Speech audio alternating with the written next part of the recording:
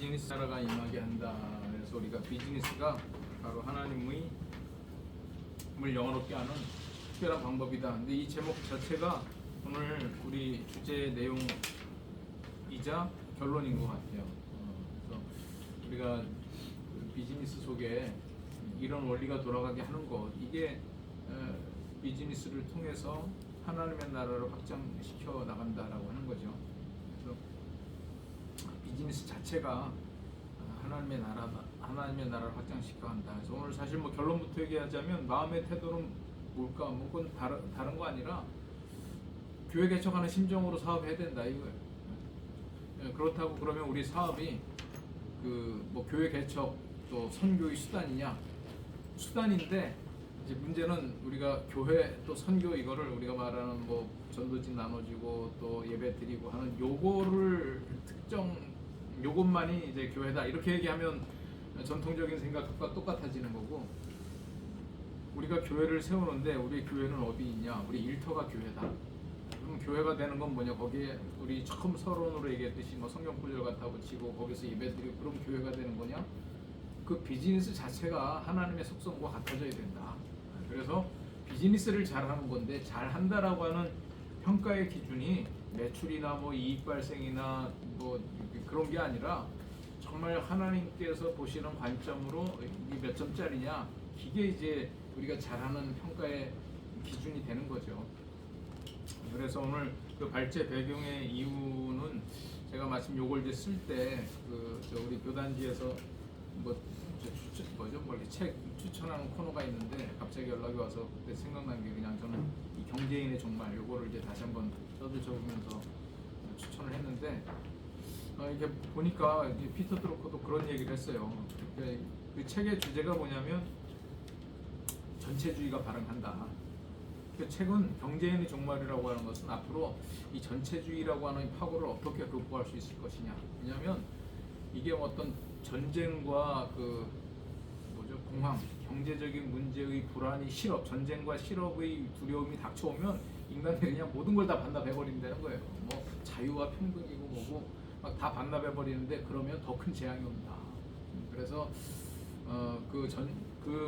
전쟁과 그 실업의 위기 속에 공산주의도 거기에 대한 대처에 실패했고, 그 다음에 일어난 자본주의도 실패했고, 그러나 보면 이제 교회의 실패도 나와요. 교회도 결국은 그 전체주의에 그냥 넘어갔다 이거예요. 왜냐하면 전쟁과 실업을 막아내기 위해서는 이 힘이 필요하다. 그래서 거기다 그냥 반납해버렸대요. 그리고 그때 당시에 그래서 일어난 게 이제 이태리, 스페인 또 이 독일 여기가 다 그 전체주의의 기운들이 올라오고 무솔리니, 히틀러 이런데 그때 당시에 서방에서는 그 독일하고 러시아하고의 그 긴장 관계 속에서 거기 전쟁이 일어날 것이다 예측을 하고 또 전쟁이 일어나기를 바랬다는 거예요. 거기에 이제 우크라이나 문제가 이제 그때부터 있더라고. 독일하고 소련 사이에 이제 우크라이나가 껴가지고, 그때 이제 우크라이나는 독립된 나라가 아니었고, 그래서 이 우크라이나에 대한 영향력 요걸 놓고 독일과 러시아가 서로 이제 아마 충돌할 것이다. 근데 이제 피터 드루커는 그 책에 이러저런 얘기를 하면서 독일은 러시아를 침공하지 않는다. 서방을 침공한다.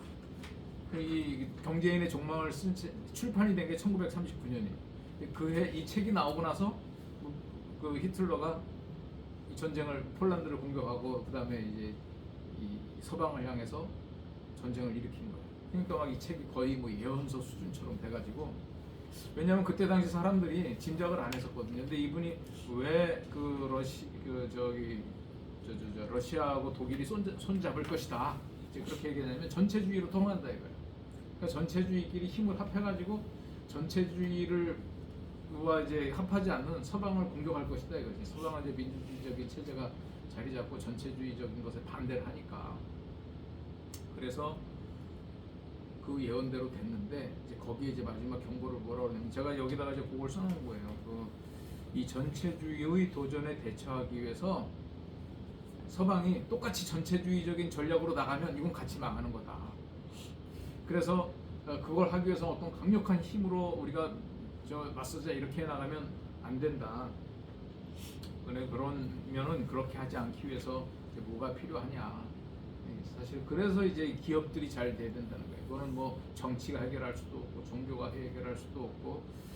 근데 이제 거기다가 뭐라고 얘기했냐면 그거를 대처하기 위해 가지고 우리가 이제 강력한 힘으로 우리도 사실 우리나라도 그렇게 해서 잘 살게 된 거죠. 강력한 힘으로 경제 드라이브를 걸어서 막 이렇게 되게 되잖아요. 이게 목표가 되면 안 된다. 이게 목표가 되면 안 되고 경제 발전 그 자체가 목적으로 추구되어서는 안 되고 완전 고용, 기타 비경제적 가치. 그러니까 우리가 말하는 요새 뭐 사회적 경제에서 얘기하는 그런 사회적인 문제들을 해결해 나가는 것, 그게 목표가 되어야 된다. 그래서 사실 그 피터 드러커는 굉장히 지금 우리 뭐 이렇게 뭐죠, 굉장히 보수적인 가치를 주장하는 입장에서 보면 피터 드러커는 좌파더라고. 그러니까 좌파야, 우파가 아니고 피터 드러커는 경제 발전을 왜 이루어야 되느냐? 경제 발전 그 자체. 그러니까 저도 아까 그 서론적으로 왜 제가 이 얘기를 하냐면 하나님이 복 줘서 우리가 잘 된다. 우리의 사업이 잘하는 사업이다라고 하는 평가의 기준이 이 피터 드러커가 얘기한 대로 매출이나 경제 규모가 돼서는 안 된다. 완전 고용을 이루고 있느냐, 정말 이 안에 있는 사람들이 행복하게 일하고 있느냐, 여기 일하는 사람들이 어떤 삶의 가치들이 잘 지켜지고 있느냐, 이런 비경제적 가치를 달성하는 것, 그것이 목적이 되어야 우리가 저 전체주의에 대해서 이길 수 있는 것이다.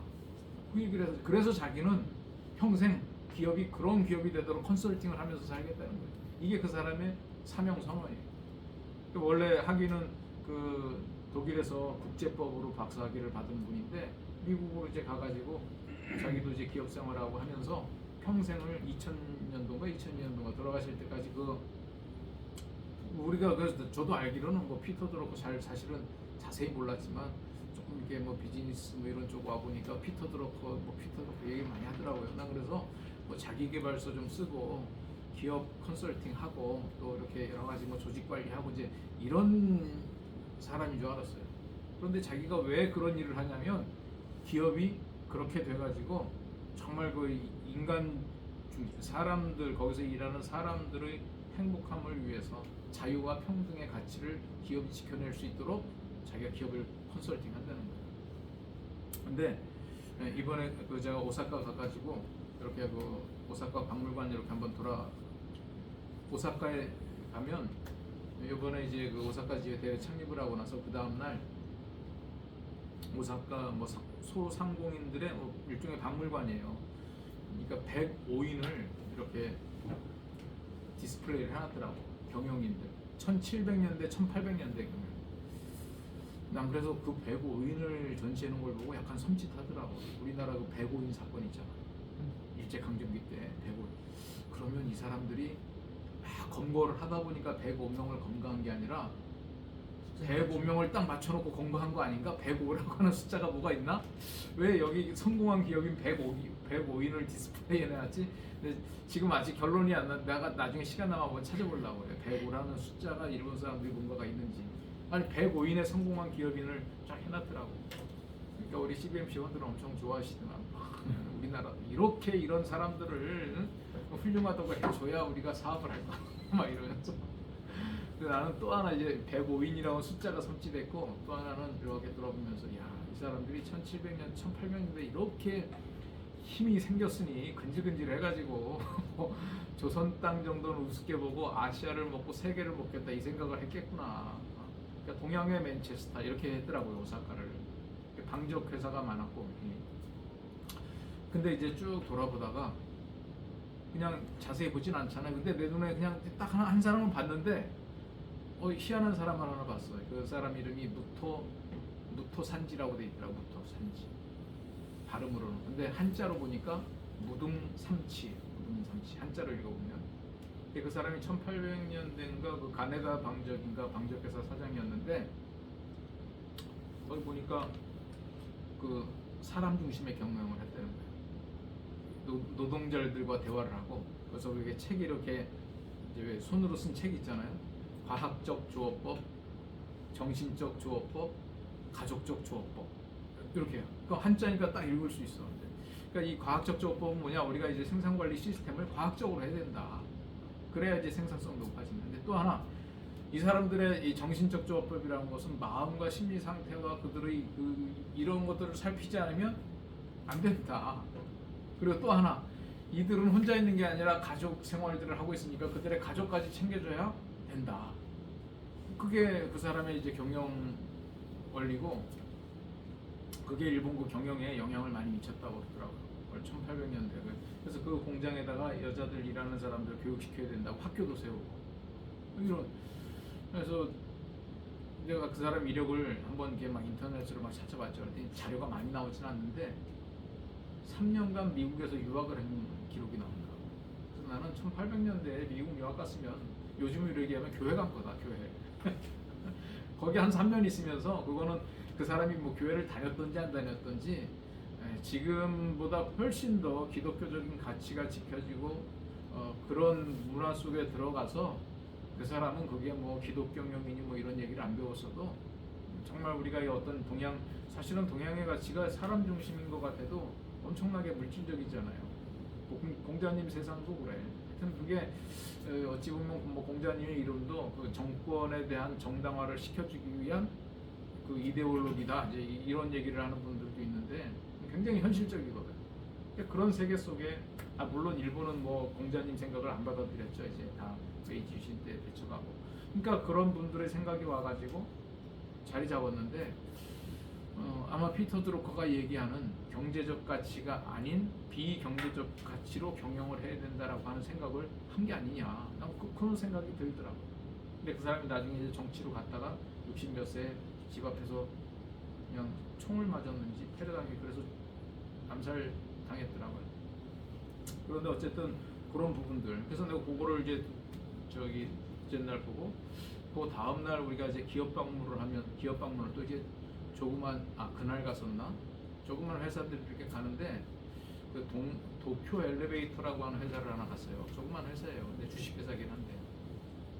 근데 거기는 엘리베이터를 만드는 데가 아니라 엘리베이터를 관리하는 회사의 관리하는 회사인데, 자기네들이 관리할 수 있는 능력은 103층까지래요. 103층까지 엘리베이터로 자기들이 한대. 103층 넘어가는 거는 경제성이 안 맞아서 못한대. 사실 뭐 103층 넘어가는 빌딩이 뭐 얼마나 있겠어. 그러니까 다 할 수 있다는 얘기지. 그러니까 근데 이제 제가 거기도 가기 전에 한번 이렇게 검색을 해봤거든. 그랬더니 그 회사에 대한 얘기가 나오는데, 그 사장이, 대표이사가 19살에 거기에서 입사해가지고 지금 10년 전에 대표이사가 됐다고 그러더라고. 근데 그분이 이제 우리 팀을 이렇게 쭉, 뭐 공장도 그렇게 크지도 않으니까 이렇게 쭉 설명을 해주는 거예요. 근데 내가 이제 그거 물어봐야지 하고 있었는데, 본인이 그 얘기를 했어. 뭐냐면 누가 이제 질문을 했거든. 우리 회원 중에 여기 우리는 한국은 굉장히 요새 인력 채용이 힘들다. 전문 인력 구하기도 힘들고 당신들은 그런 어려움 없냐 그랬더니 자기들도 그렇다는 거예요. 근데 자기들은 이제 뭐가 더 어려우냐면, 자기가 한국을 가보니까 어느 대학에 엘리베이터 학과가 있더래. 그러니까 또 우리 회원 중에 그게 이제 신안산 대학교에 있다고 그래요. 신안산 대학교에 엘리베이터 학과가 있대. 그런 걸 보면서 대학에서 그런 걸 배우고 오는 그런 사람들을 채용해서 하면 참 좋을 텐데 우리는 그런 게 없어서 여기 입사해서 처음으로 이제 엘리베이터를 알기 시작하는 거래요. 근데 자기도 19살에 입사해가지고 그때부터 엘리베이터를 알았다. 그 얘기를 마침 본인 입으로 하더라고. 그래서 내가 잘 됐다 싶어가지고, 그러면 당신이 지금 19살에 입사해가지고 지금까지 이렇게 해서 대표이사가 됐는데 결국은 사람들끼리 경쟁하는 거 아니냐. 지금 당신 같이 입사했다가 다 탈락하고 당신만 대표이사가 됐으니까 그 탈락한 사람은 거기서 치열하게 살아남아서 당신은 성공했다는 얘기 듣는 거 아니냐 그랬더니 자기 회사는 대표이사를 자기보다 높은 사람, 그러니까 다른 사람들이 대표이사를 나보다 높은 사람이다 이렇게 생각하는 사람은 없다는 거예요. 하는 일이 다르다 이렇게 생각한다는 거야. 그러니까 뭐 자기랑 같이 입사한 사람들도 지금 일하고 있는데 그 사람은 다른 일을 하고 있대. 근데 자기는 대표이사로서 해야 될 일을 하고 있는 거라는 거예요. 그러니까 각자 일이 다른 거지 내가 더 높다 이런 생각을 갖지는 않는다. 그래서 자기가 이제 대표이사 끝나면 누군가가 이 안에 있는 또 다른 사람이 대표이사를 할 거라는 거예요. 그게 맨 처음 이 회사를 창업한 창업주의 정신이기도 하고, 그러니까 뭐 이제 창업주가 뭐 가족 대물림으로 했다든지 이런 게 아니라 그렇게 일하는 사람들 중에서 이 사람은 일종의 경영인으로 이제 발탁이 된 거죠. 어떤 사람은 기술자로 가고 그래서 내가 이게 일본의 보편적인 경영의 방식이냐 그랬더니 그렇진 않다고 그러더라고. 나중에 보니까 그 오사카에 우리처럼 이제 크리스찬 모임은 아닌데 그 소상공인들의 모임이 있어서 거기서 뭐 경영에 대한 스터디를 하고 이제 그 그룹들이 이런 생각들을 갖고 경영을 해오는 거예요. 그래서 저는 오늘 뭐 서론적으로 뭐 제가 원래 이제 다른 지에서 할 때 그런 얘기를 한 게 아니라 마침 오사카를 갔다 오고 그러다 보니까 아, 요 사람들이 지금 이런 마인드로 기업 경영을 하고 있네. 그런 사람들이 있네. 그런 생각이 드는 거예요. 근데 우리 크리스찬들은 그런 사람들보다 더 세속적이면 어떻게 하냐 이거예요. 그럼 안 된다. 그래서 오늘 우리는 어떤 마음으로 비즈니스를 해야 되느냐. 그래서 그냥 제가 오늘 서론을 길게 한 대신에 다른 거 여기에 지금 8번째 이제 9번째까지 쭉 보면 이게 이제 외행구루뎀이 보니까 9번째 꼭지까지가 비즈니스의 어떤 개념에 대해서 얘기를 한 거예요. 우리가 뭔가를 소유하고 싶은 거, 또 소유를 가지고 생산하고 생산할 때 누군가를 고용하고 고용해서 이 만들어진 물건들을 가지고 장사, 상거래를 하고 상거래를 하다 보면 이윤이 생기잖아요. 그 이윤을 이제 돈으로 저장을 하고 그 돈을 저장하다 보니까 누구는 많이 갖고 있고 조금 갖고 있는 이런 빈부의 격차가 나타나고 그것이 결국 경쟁을 촉발하고 경쟁을 해서 막 하다 보면 이제 레버리지가 필요하잖아요. 그러니까 이제 대출을 받아가지고 규모를 키우고 왜 이 얘기를 했냐면 이거 자체가 다 선한 것이다. 이게 선한 거. 이게 악한 게 아니라 사실 에덴의 동산에서부터 다 있었던 개념인데 이제 이게 이제 저 선악을 알게 하는 나무의 열매가 있었던 것처럼 또 그것을 먹고 실패했던 것처럼 이 많은 요소 속에서 지금 선악을 알게 하는 나무의 열매들이 다 이 요소 속에 있는 거지. 그러니까 그거를 먹어가지고 눈이 번쩍해가지고 사업을 하느냐, 이 세상의 가치를 추구하느냐, 그 안에 있는 선악을 알게 하는 나무의 열매를 우리가 먹지 않고 생명나무의 열매를 먹느냐, 그게 이 모든 요소 속에 다 있는 거지. 지금 이런 개념들이 결코 천박하거나 영적이지 않은 것이 아니다. 지금 이게 외인그루뎀 교수님이 지금 그 얘기를 하려고 쭉 다 꼭지마다 얘기를 한 거예요. 그래서 이제 결론적으로 9번, 10번은 아니 10번, 11번은 이제 마지막 결론이야. 그래서 지금 이제 비즈니스에 대한 개념보다 어찌 보면 우리의 마음의 태도와 그것이 미칠 영향력에 대해서 이제 결론을 짓고 있는 거죠. 그래서 저는 이 마음의 태도라고 하는 것은 뭐 복잡한 거 아니다. 우리 요 출애굽기 2장 20장 17절 요것만 같이 한번 읽어볼까요? 시작. 내 이웃의 집을 탐내지 말라. 내 이웃의 아내나 그의 남종이나 그의 여종이나 그의 소나 그의 낙이나 또는 내 이웃의 재물을 탐내지 말라. 그래서 우리가 비즈니스 할 때 우리의 마음을 어떻게 먹어야 되느냐, 마음을 뭐 화면 다 지나가고 그냥 결론만 제가 얘기하면 될 것 같아요. 이건 책에 있는, 내가 이 식과는 책에 있는 문장들을 그냥 그대로 다 파워포인트로 집어넣었어요. 그래서 요거를 이제 결론적으로 얘기를 하면 우리의 마음은 돈 벌려고 해서는 안 된다. 사업을 나의 어떤 욕심을 채우려고 해서는 안 된다. 사업하는 마음은 뭐냐? 그러니까 우리식으로 얘기하면 비즈니스 세계 속에 하나님의 나라를 세우겠다라고 하는 사명감으로 해야 된다. 하나님의 나라를 세우는 게 뭐냐? 이제 여기에서 우리가 많은 그리스도인들이 착각을 하는데 거기서 이제 교회 등록시키고 전도해가지고 또 그리고 교회 거기서 예배 드리고 또 하게 성경 구절 갖다 붙이고 그게 하나님의 나라를 세우는 게 아니라는 거죠. 그러니까 지금까지 얘기해왔던 어떤 소유에서부터 모든 경영의 원리들이 그 비즈니스 행위 하나하나 자체가 하나님의 속성을 닮아가야 된다. 이게 그 결론이에요. 그래서 제가 이제 마지막 결론으로 그냥 여기 글로 적어놓은 걸 쭉 읽고 마칠게요. 갈지에서 전달하고 싶은 내용. 외인그루뎀의 저서 하나님을 영어롭게 하라는 비즈니스 10장 마음의 태도에서는 비즈니스 활동에서 개인의 내면적 동기가 하나님께 영광 돌리는데 얼마나 중요한지를 강조합니다. 그루뎀은 비즈니스의 여러 측면이 본질적으로 선하며 하나님을 영어롭게 할 수 있지만 이런 활동이 마음의 태도와 올바른 마음의 태도와 결합될 때 그 목적이 온전히 달성이 된다 라고 주장합니다. 그루뎀은 비즈니스 활동이 하나님을 영어롭게 하기 위해서 감사, 정직, 사랑, 정의 그리고 겸손과 같은 덕목이 필수적이라 강조합니다. 이러한 덕목들이 비즈니스의 의사결정, 행동에 직접적인 영향을 미치며 올바른 마음의 태도는 비즈니스 활동을 통해 하나님께 영광을 돌리는데 핵심적인 역할을 합니다. 또한 그루뎀은 비즈니스 활동이 탐욕, 이기심, 부정직과 같은 죄로 왜곡될 수 있는 위험성을 지적합니다. 따라서 비즈니스에서의 마음의 태도는 이러한 유혹을 인식하고 하나님께 영광 돌리는 방향으로 나아가기 위해서 지속적으로 점검되고 조정되어야 합니다.